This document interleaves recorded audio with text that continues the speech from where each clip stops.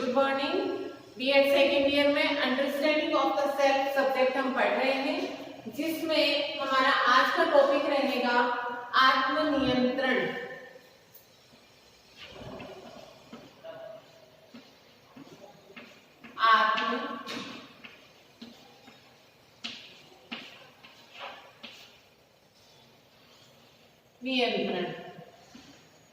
आत्मनियंत्रण बहुत ही जरूरी होता है, आवश्यक होता है प्रगति के लिए, क्योंकि यदि आत्मनियंत्रण नहीं होगा तो हम अपनी इच्छाओं पर कंट्रोल नहीं कर सकते हैं। हम कोई भी कार्य कर रहे हैं तो हम उस पर कंट्रोल नहीं कर सकते हैं। आत्मनियंत्रण में होता है कि एक विपरीत परिस्थिति की ओर हम जाते हैं और एक होता है कि सकारात्मक यानी कि पॉजिटिवली परिस्थिति की ओर। एक पुनर्वलन होता है वह हमें गलत की ओर ले जाता है और एक सही की ओर लेकर जाता है। इन दोनों में से हमको एक का चुनाव करना होता है। कई बार सुना भी होगा कि कहते हैं कि भाई गलत संगत है वह जल्दी पड़ती है और अच्छी संगत में टाइम लगता है या धीरे पड़ती है। गलत संगत के शिकार जल्दी हो जाते हैं। तो जो गलत रास्ते का जो चुनाव करना होता है वह इजी होता है। तो यदि हमारे ऊपर आत्मनियंत्रण नहीं होगा, जो भी गलत चीजें होती है वह कुछ समय के लिए स्टार्टिंग में, कुछ समय भी क्या स्टार्टिंग में लगता है कि ये कार्य बहुत अच्छा है, लेकिन उसका रिजल्ट है वह अच्छा नहीं आता है।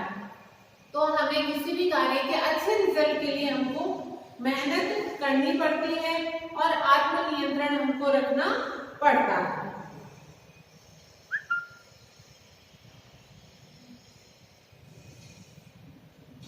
आत्मनियंत्रण दो प्रकार के पुनर्वलनों के मध्य संघर्ष की स्थिति को स्पष्ट करता है, जिसमें एक पुनर्वलन उस कार्य को करने की छूट देता है तथा दूसरा पुनर्वलन उसको रोकने का प्रयास करता है। एक उस कार्य को करने की छूट देता है, दूसरा पुनर्वलन है वह उस कार्य को रोकने की कोशिश करता है। जैसे एक छात्र घर से विद्यालय जाने के लिए निकलता है, लेकिन उसका साथी जैसे होते हैं ना, अरे यार आज बंक मार लेते हैं, नहीं जाना है कॉलेज। जैसे आप लोगों में से भी कुछ स्टूडेंट ऐसा करते हैं कि नहीं जाना है कॉलेज, आज हम बंक मार लेते हैं। तो स्कूल में जाकर फिल्म देखने के लिए प्रेरित करता है, परंतु घर वाले क्या कहते हैं? घर वाले कहते हैं कि सीधे स्कूल जाना, कॉलेज जाना, उसको जाने के लिए प्रेरित करते हैं। इस प्रकार आत्मनियंत्रण की स्थिति एक उचित चुनाव की प्रक्रिया है, जिसमें छात्र नकारात्मक पक्ष को त्यागता है तथा सकारात्मक पक्ष को ग्रहण करता है। नकारात्मक पक्ष कौन सा है कि बंक नहीं मारना है, आज हमको डायरेक्ट घर से कॉलेज या स्कूल ही जाना है। ठीक है, तो ये था सकारात्मक पक्ष और नकारात्मक था बंक मारना। तो नकारात्मक को हम त्याग देंगे और हम घर से सीधे कहाँ पहुंचेंगे? कॉलेज पहुंचेंगे। वह सकारात्मक पक्ष को ग्रहण करता है। ठीक है, अब इसमें किसकी जरूरत थी हमको? इसमें हमको जरूरत थी आत्मनियंत्रण की। आत्मनियंत्रण की जरूरत थी कि आज हम मूवी देखने के लिए नहीं जाएंगे, जबकि मूवी देखने के लिए जाएंगे तो हम एंजॉय करेंगे। उसके लिए हमको आत्मनियंत्रण की जरूरत होती है। हम आत्मनियंत्रण करेंगे कि हम आज एंजॉय करने के लिए या मूवी देखने के लिए नहीं जाएंगे, बल्कि डायरेक्ट हम जहां स्टडी कर रहे हैं वहां पर जाएंगे। अब है आत्मनियंत्रण के उद्देश्य।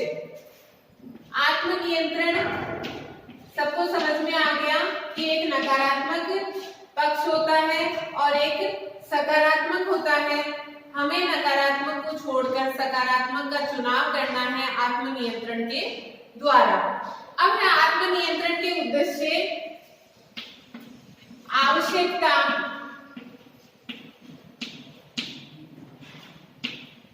एवं महत्व। तो इतना तो समझ में आ ही गया कि आत्मनियंत्रण बहुत जरूरी होता है। उसमें फर्स्ट है शिक्षा के उद्देश्यों की प्राप्ति के लिए। शिक्षा के उद्देश्यों की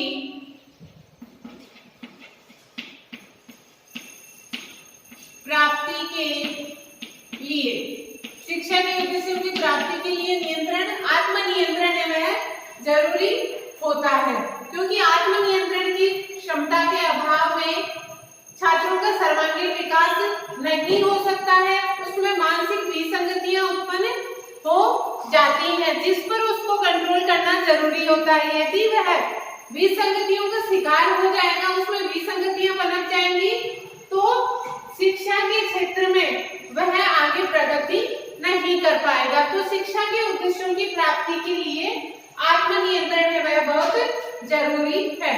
सेकंड है समाज की मांग की पूर्ति के लिए, समाज की मांग की पूर्ति के लिए। हमें पता है कि हम मनुष्य एक सामाजिक प्राणी होता है, व्यक्ति को समाज की जरूरत होती है, और समाज किससे बनता है? व्यक्तियों से मिलकर ही समाज बनता है।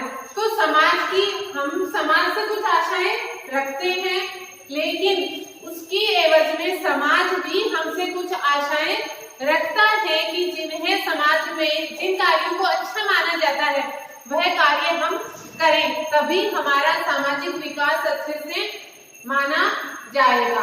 तो समाज की मांग की पूर्ति के लिए, कि समाज हमसे जो मांग करता है, जो कार्य करने के लिए वह हमसे आशा रखता है, उन कार्यों की पूर्ति करने के लिए हमें आत्मनियंत्रण की जरूरत होती है। फिर है सर्वजन हिताय।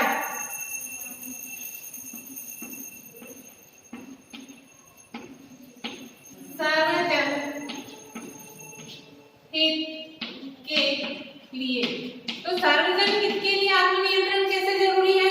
क्योंकि हम केवल अपना हित नहीं देख सकते। कोई भी यदि हम कार्य करते हैं तो उस कार्य को हमें इस प्रकार से देखना चाहिए कि उस कार्य को करने से किसी सामने वाले का नुकसान तो नहीं हो रहा है, किसी और को कोई दुख तो नहीं हो रहा है, किसी और की कोई हानि तो नहीं हो रही है। तो जब हम कोई भी कार्य करते हैं तो उसके लिए हमें यह ध्यान में रखना चाहिए कि उस कार्य को करने से सभी का हित हो, किसी का अहित नहीं हो। और उसके लिए हमें आत्मनियंत्रण की जरूरत होती है कि हम इतना अपने ऊपर नियंत्रण रखेंगे कि हम वो कार्य नहीं करेंगे जिससे किसी का अहित हो या किसी दूसरे को हानि पहुंचे। विवेकपूर्ण निर्णय की क्षमता का विकास।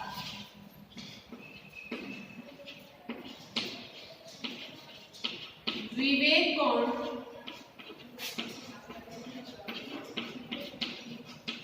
निर्णय की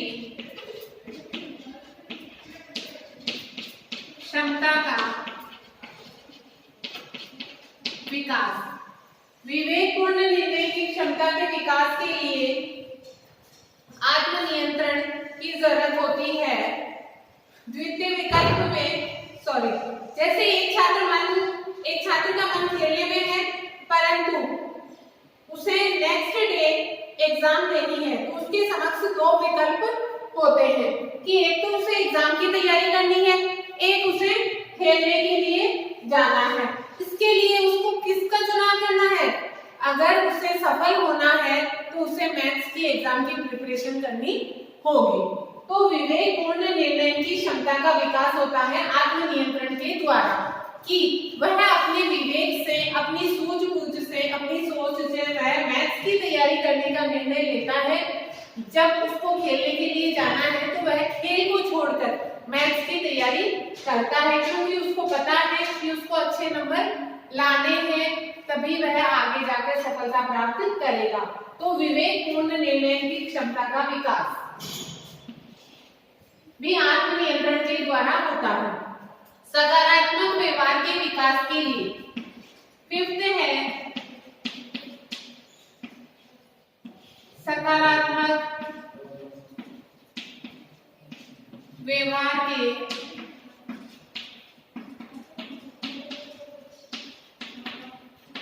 विकास के लिए, सकारात्मक व्यवहार के विकास के लिए आत्मनियंत्रण जरूरी है, क्योंकि आत्मनियंत्रण की स्थिति सदैव सकारात्मक व्यवहार की ओर संकेत करती है। यदि हम आत्मनियंत्रण नहीं रखेंगे तो हम किधर जाएंगे? नकारात्मक की ओर।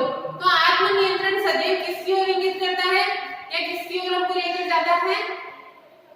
सकारात्मक व्यवहार की ओर लेकर जाता है कि जो सही बिहेवियर वह हमको करना है, जो सही कार्य है उसका चुनाव हमको करना है। नकारात्मक व्यवहार के समापन के लिए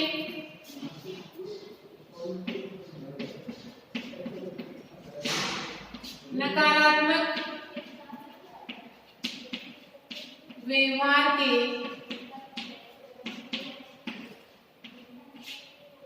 समापन के लिए ये 5th पॉइंट से जुड़ा हुआ है कि सकारात्मक व्यवहार के विकास के लिए, तो सकारात्मक व्यवहार का विकास होगा तो क्या होगा?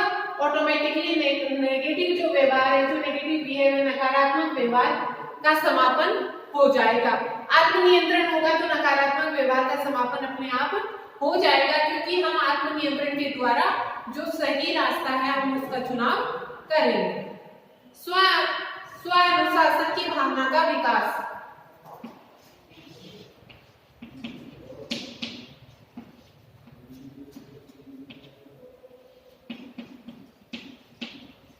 स्व अनुशासन की भावना का, स्व अनुशासन की भावना का विकास, कि अपने आप में अनुशासन उसको रखना होता है। आत्मनियंत्रण की क्षमता के माध्यम से स्व अनुशासन की भावना का विकास संभव होता है। जैसे मान लीजिए एक एग्जाम्पल के द्वारा हम बताते हैं कि जैसे छोटे बच्चे होते हैं, घर में छोटे बच्चे होते हैं, कोई भी मेहमान आते हैं तो उनके लिए नाश्ते पानी की घर में व्यवस्था की जाती है। जब सामने मिठाई या अच्छा नाश्ता रखा हुआ होता है, लेकिन उन बच्चों को क्या सिखाया हुआ होता है घर में कि जब भी कोई गेस्ट आए या हम उनको मिठाई या नाश्ता दे रहे हैं तो आप उनके सामने उनकी प्लेट में से नहीं लेना। इसमें 2 चीजें हैं कि जब नाश्ता सामने या मिठाई सामने है तो ऑब्वियसली बच्चों के मन में ये इच्छा तो होती है कि मैं उसको खा लूं, लेकिन आत्मनियंत्रण का यदि उसमें विकास हुआ है तो आत्मनियंत्रण के द्वारा वह क्या करेगा? स्व अनुशासन की भावना का उसमें विकास होगा कि वह उनके सामने उनकी प्लेट से मिठाई या नाश्ता या जो भी चीज है खाने की जिसके ऊपर उसका मन आ रहा है वह उस टाइम पर नहीं लेगा। क्यों? क्योंकि यह अनुशासनहीनता प्रदर्शित करता है और उसमें क्या है? आत्मनियंत्रण का विकास हुआ है, आत्मनियंत्रण के द्वारा स्व अनुशासन का विकास हुआ है, इसलिए वह ये कार्य नहीं करेगा। यदि आत्मनियंत्रण नहीं होगा तो जब वह प्लेट में मिठाई दिखेगी तो क्या करेगा? उसमें से मैं ले लेता हूँ, ये उसकी इच्छा होगी और आत्मनियंत्रण नहीं होगा और वह उनके सामने ही जब प्लेट से मिठाई लेगा तो क्या होगा? स्व अनुशासन नहीं होगा, अनुशासनहीनता कहलाती है। तो आत्मनियंत्रण के द्वारा स्व अनुशासन की भावना का भी विकास होता है। आदर्श व्यक्तित्व का विकास,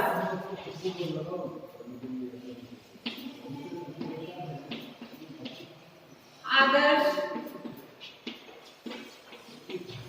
व्यक्तित्व का विकास, आदर्श व्यक्तित्व का विकास, आदर्श व्यक्तित्व के विकास में छात्र आत्मनियंत्रण का परिचय देते हुए उन सभी कार्यों को करता है जो कि विद्यालय एवं समाज के उपयोगी हैं। क्योंकि आदर्श व्यक्तित्व क्या होगा? जो अगर वह विद्यालय जाता है तो विद्यालय में कौन कौन से कार्य करना उचित है, कौन कौन से कार्य सही माने जाते हैं उन कार्यों को करता है। समाज में कौन कौन से कार्यों के लिए छूट दी गई है या कौन कौन से कार्य समाज के लिए उपयोगी हैं उन कार्यों को करता है। अपने कार्य एवं व्यवहार में आत्मनियंत्रण का परिचय देता है। तो शिक्षक द्वारा छात्र का उदाहरण दिया जाता है कि आप भी वैसे बनो, देखो उसने कितना अच्छा कार्य किया है। और जब किसी दूसरे के द्वारा ये एग्जाम्पल हमारे लिए दिया किया जाता है तो हमें बहुत ही प्राउड फील होता है। वह किसके अंतर्गत आता है? आदर्श व्यक्तित्व के अंतर्गत आता है।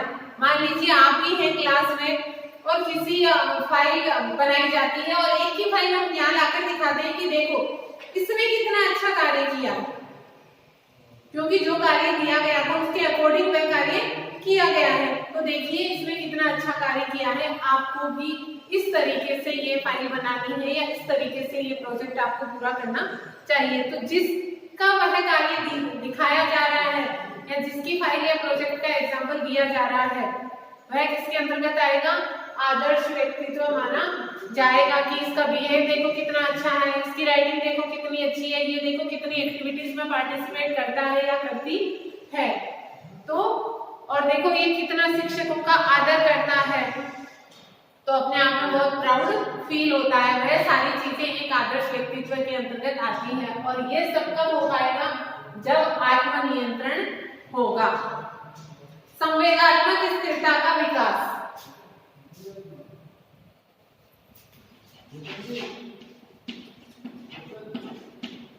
संवेगात्मक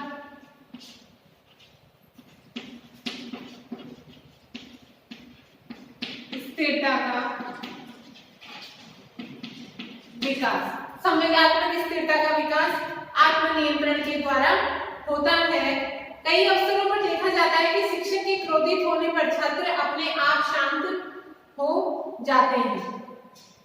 पहले क्लास में काफी सारी बातें हो रही हैं, सब बातें कर रहे हैं, कोई भी पढ़ाई से रिलेटेड कोई काम नहीं कर रहा है, लेकिन जैसे ही कोई टीचर एंटर होता है और आपको लगता है कि आज गुस्से में है और आज हमारा नंबर आने वाला है, तो स्टूडेंट्स क्या करेंगे? ऑटोमेटिकली ही चुपचाप शांत हो जाएंगे।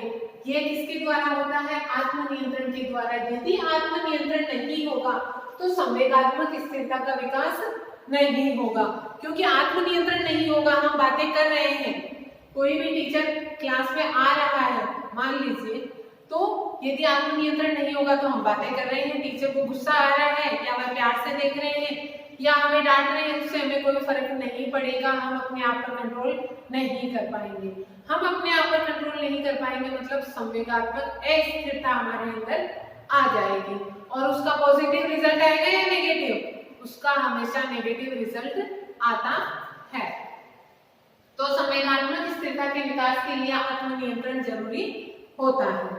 विश्लेषण एवं संश्लेषण की योग्यता का विकास।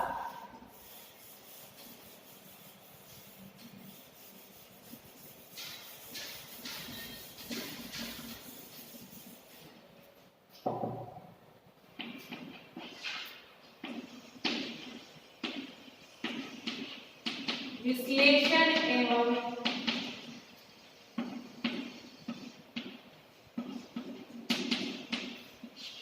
संश्लेषण की योग्यता का विकास। क्या होता है विश्लेषण और संश्लेषण?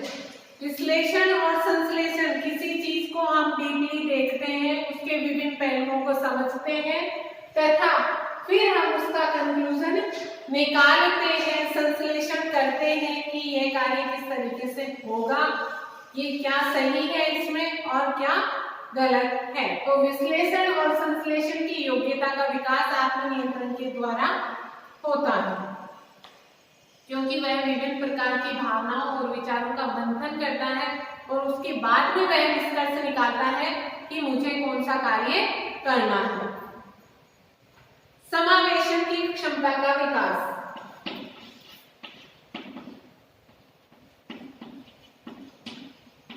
समावेशन, समायोजन भी कह सकते हैं।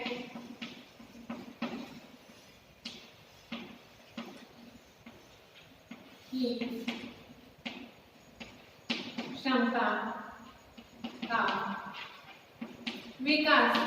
समायोजन की क्षमता का विकास आत्मनियंत्रण के द्वारा होता है। यदि हम अग्रेसिव हो जाएंगे तो हम किसी के साथ सेट नहीं हो सकते, हम किसी के साथ एडजस्ट नहीं हो सकते हैं। हम एडजस्ट कब हो सकते हैं किसी दूसरे के साथ? जब हमारे ऊपर हमारा कंट्रोल होता है। हम छोटे छोटी छोटी बातों पर यदि अग्रेसिव होंगे, सामने वाले की हम बात नहीं सुनेंगे, केवल हम हमारी बात को ही हमेशा सही साबित करने की कोशिश करेंगे, तो हम किसी के साथ एडजस्ट नहीं हो सकते हैं। किसी के साथ एडजस्ट होने के लिए या किसी भी माहौल में समावेशन के लिए हमें किसकी जरूरत होती है? आत्मनियंत्रण की जरूरत होती है। तो आत्मनियंत्रण के द्वारा समायोजन की क्षमता का विकास होता है। नैतिकता एवं सामाजिक मूल्यों का विकास।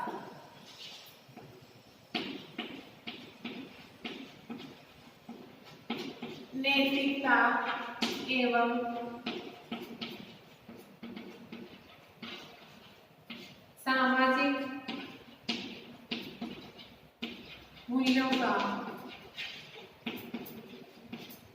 विकास। नैतिकता एवं सामाजिक मूल्यों का विकास होता है आत्मनियंत्रण के द्वारा, क्योंकि ये जो सारी चीजें हमने पढ़ी है,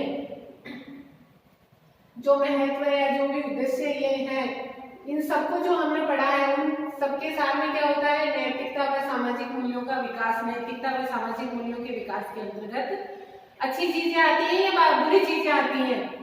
अच्छी चीजें उसमें सारी आती हैं। जो भी अच्छे कार्य होते हैं जिनसे हमारा सर्वांगीण विकास होता है, जिससे समाज का भला होता है, देश का भला होता है, राष्ट्र का भला होता है, वह सब चीजें कब होती हैं? आत्मनियंत्रण के द्वारा ही वह हो सकती है। तो नैतिकता एवं सामाजिक मूल्यों के विकास के लिए भी आत्मनियंत्रण की जरूरत होती है, क्योंकि आत्मनियंत्रण की आवश्यकता सदैव नैतिक व सामाजिक कार्यों के समर्थन के लिए होती है। क्योंकि हमने पहले ही पढ़ लिया है कि एक रास्ता गलत की ओर जाता है और एक सही सकारात्मक की ओर जाता है। दोनों में से हमको एक का चुनाव करना होता है।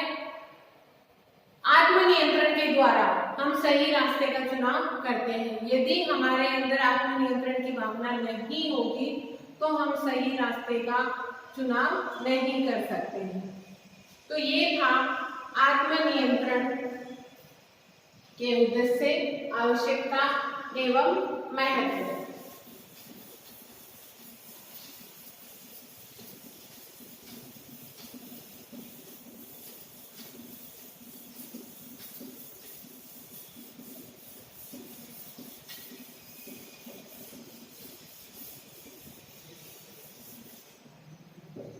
अब है आत्मनियंत्रण के विकास में शिक्षक एवं शिक्षालय की भूमिका। आत्मनियंत्रण के विकास में शिक्षक एवं शिक्षालय, जहां हम शिक्षा प्राप्त करने जाते हैं, की भूमिका।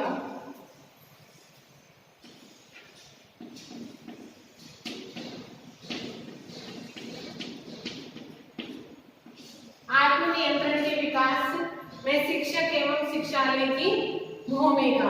शैक्षिक वातावरण का सृजन। क्या करना चाहिए? शैक्षिक वातावरण का सृजन करना चाहिए, क्योंकि जब व्यक्ति शिक्षित होगा, जब वह शिक्षा प्राप्त करेगा, तभी वह पहली बात तो अच्छे और बुरे की पहचान कर पाएगा, अन्यथा वह अच्छे और बुरे की पहचान ही नहीं कर सकता है। तो विद्यालय में शैक्षिक वातावरण का सृजन छात्रों में आत्मनियंत्रण की स्थिति उत्पन्न करता है।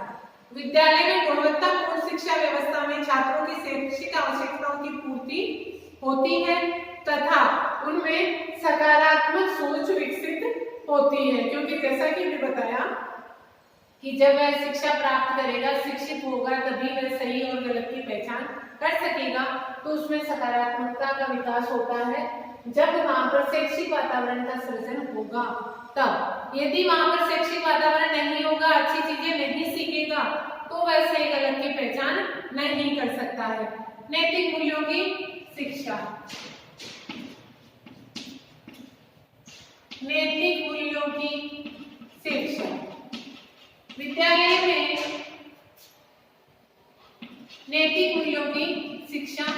जानी चाहिए। जब छात्र को यह नहीं पता होगा स्टूडेंट को कि नैतिक मूल्य क्या होते हैं, तो वह नैतिक मूल्यों की तरफ कैसे जाएगा, उसमें नैतिक मूल्यों का विकास कैसे होगा और आत्मनियंत्रण के द्वारा वह सही कार्यों का चुनाव कैसे करेगा। क्योंकि नैतिक मूल्यों का विकास उसमें होने के लिए उससे पूर्व उसको किसकी जरूरत होती है, उसको यह पता होना चाहिए कि नैतिक मूल्य कौन कौन से होते हैं। तो शिक्षालय में नैतिक मूल्यों की शिक्षा दी जानी चाहिए ताकि वह सही गलत का चुनाव कर सके और नैतिक मूल्यों का वह अनुसरण कर सके। समाजीकरण की शिक्षा,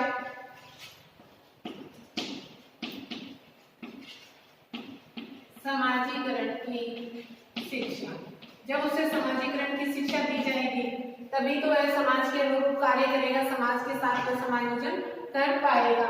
जब तक उसे समाजीकरण की शिक्षा नहीं दी जाएगी तो वह एडजस्टमेंट नहीं कर पाएगा, ना परिवार में और ना समाज के साथ। सामाजिक आकांक्षाओं के अनुरूप शिक्षा,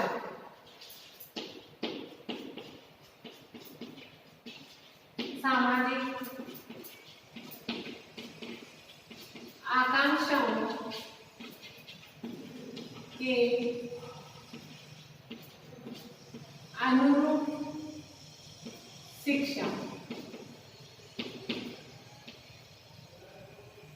सामाजिक आकांक्षाओं के अनुरूप शिक्षा शिक्षालय में दी जानी चाहिए कि समाज हमसे क्या चाहता है, हमसे क्या आशा रखता है, समाज ने कौन कौन से कार्यों की अनुमति दे रखी है जिससे वह अच्छे कार्य कर सके। सामाजिक आकांक्षाओं, यदि व्यक्ति को यह नहीं पता होगा, स्टूडेंट को यह नहीं पता होगा कि कौन से कार्य हम समाज के अनुरूप कर रहे हैं और कौन से कार्य समाज के विपरीत जा रहे हैं, तो वह सही कार्यों का चुनाव कैसे कर पाएगा।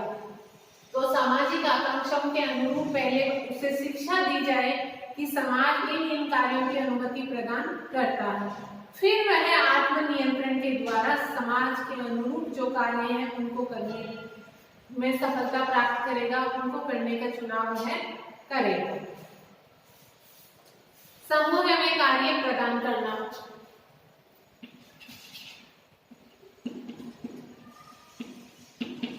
समूह में कार्य प्रदान करना। जब विद्यालय में समूह में कोई भी कार्य समूह में करने के लिए दिया जाता है तो व्यक्ति एडजस्टमेंट की प्रक्रिया सीखता है, आत्म नियंत्रण की प्रक्रिया उसमें पनपती है, क्योंकि ग्रुप में कार्य करेंगे तो हमें सबके साथ एडजस्ट होकर, सबके साथ मिलकर, सबकी इच्छाओं को ध्यान में रखकर हमें वह कार्य पूरा करना होगा। तो समूह में कार्य प्रदान करने चाहिए जिससे स्टूडेंट में ये सारी भावनाएं हैं उनका विकास हो सके। पाठ्यक्रम सहगामी क्रियाओं की व्यवस्था,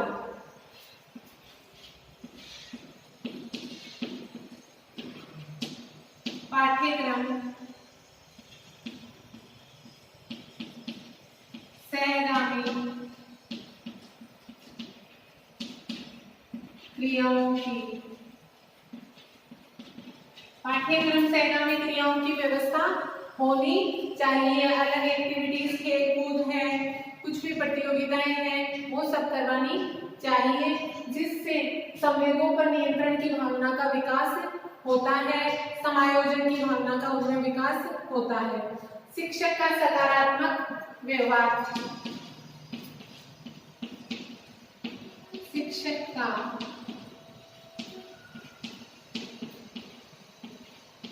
सकारात्मक व्यवहार, शिक्षक का जो व्यवहार है स्टूडेंट के प्रति वह हमेशा सकारात्मक होना चाहिए। स्टूडेंट में कभी भी डर या भय की भावना व्याप्त नहीं होने देनी चाहिए, हमेशा सकारात्मक व्यवहार होना चाहिए कि बच्चा है, स्टूडेंट है, वह कोई भी अपनी बात टीचर के सामने वह खुलकर कह सकता है। शिक्षक की भूमिका एक सुविधादाता के रूप में, शिक्षक की भूमिका कैसी होनी चाहिए, हमेशा एक सुविधादाता के रूप में होनी चाहिए। सुविधा दाता के रूप में, ना कि एक डरावनी सी छवि होनी चाहिए। एक सुविधादाता के रूप में भूमिका होनी चाहिए जिससे आत्मनियंत्रण की भावना का विकास स्टूडेंट्स में होगा। जैसे एक छात्र द्वारा कभी-कभी अपनी आत्मयोग्यता का विकास व्यापक रूप से होता है, अपने आत्मनियंत्रण को अपनी कायरता समझा जाता है या भूल समझा जाता है। यदि कोई स्टूडेंट ऐसा समझता है कि मैं आत्मनियंत्रण कर रहा हूँ, मैं कंट्रोल कर रहा हूँ किसी बात पर, तो ये मेरी कायरता है। यदि कोई स्टूडेंट ऐसा समझता है तो शिक्षक द्वारा उसको ये बताया जाता है कि ये उसका भ्रम है, आपकी कायरता नहीं है, आत्मनियंत्रण की भावना का विकास है और जो आगे जाकर आपके लिए बहुत अच्छा रहेगा, उससे आपका संपूर्ण विकास हो सकता है। आप गलत रास्ते पर नहीं जाएंगे। विद्यालय में निर्देशन एवं परामर्श की व्यवस्था, विद्यालय में निर्देशन एवं परामर्श की व्यवस्था होनी चाहिए।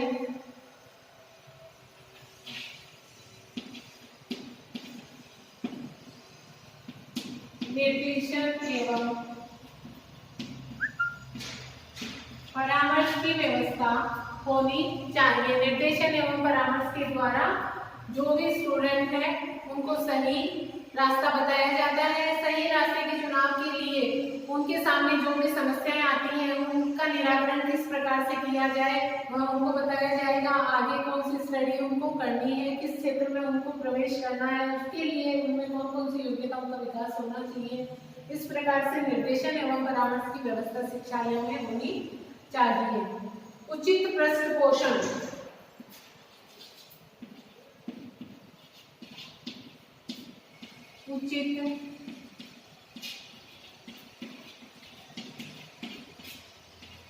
उचित पृष्ठ पोषण, उचित फीडबैक मिलना चाहिए कि यदि कोई वह सही कार्य कर रहा है तो उसका फीडबैक उसको मिलना चाहिए, उसकी शाबाशी उसको मिलनी चाहिए।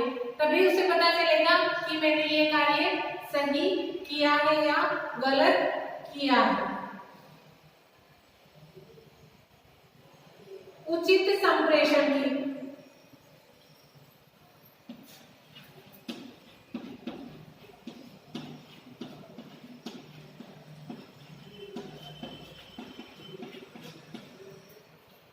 उचित संप्रेषण की व्यवस्था होनी चाहिए। जिन छात्रों द्वारा विद्यालय में उचित व्यवहार एवं आत्मनियंत्रण का परिचय दिया जाता है उनको पृष्ठ पोषण प्रदान करना चाहिए, उनको फीडबैक प्रॉपर रूप में देना चाहिए। जैसे दो छात्रों में झगड़ा होने की स्थिति में तीसरे छात्र द्वारा उनको समझाकर अलग कर दिया जाता है कि भैया आप दोनों लड़ाई झगड़ा मत करो। जैसे क्लास में बातें हो रही है, कोई एक स्टूडेंट खड़ा होकर कहता है कि भैया आप लोग क्लास में बातें मत करो, इस तरीके से अव्यवस्था आप मत फैलाओ, तो वह जो छात्र है जो निपटारा कर रहा है सबका और सबको शांत कर रहा है उसको हमेशा पुरस्कृत करना चाहिए, उसको शाबाशी देनी चाहिए ताकि दूसरों को भी लगे कि हाँ इसने ये कार्य इस तरीके से किया था, ये अच्छा किया था, तो देखो इसको ऐसा फीडबैक मिला है, इसकी शाबाशी हुई है, इसको शाबाशी मिली है। इसके साथ साथ परीक्षा में सर्वोच्च अंक प्राप्त करने के लिए छात्र द्वारा जब मूवीज देखना छोड़ दिया जाता है तो उसको पृष्ठ पोषण देना चाहिए। चाहे कोई भी कार्य हो, ये तो हमने एक एग्जाम्पल के लिए बताया है, लेकिन कोई भी कार्य हो कि जहाँ पर एक सही था और एक गलत था, उस अदर अपने एंजॉयमेंट की तरफ ना जाकर और जो मेहनत वाला, क्योंकि हमेशा जो सही कार्य होता है उसमें हमेशा मेहनत करनी ही पड़ती है, तो जो सही रास्ता है उसका चुनाव करता है और जब वह उसमें सफल होता है तो हमेशा उसको एक फीडबैक देना चाहिए कि देखो आपने बहुत अच्छा काम किया है। आज के लिए इतना ही, थैंक यू।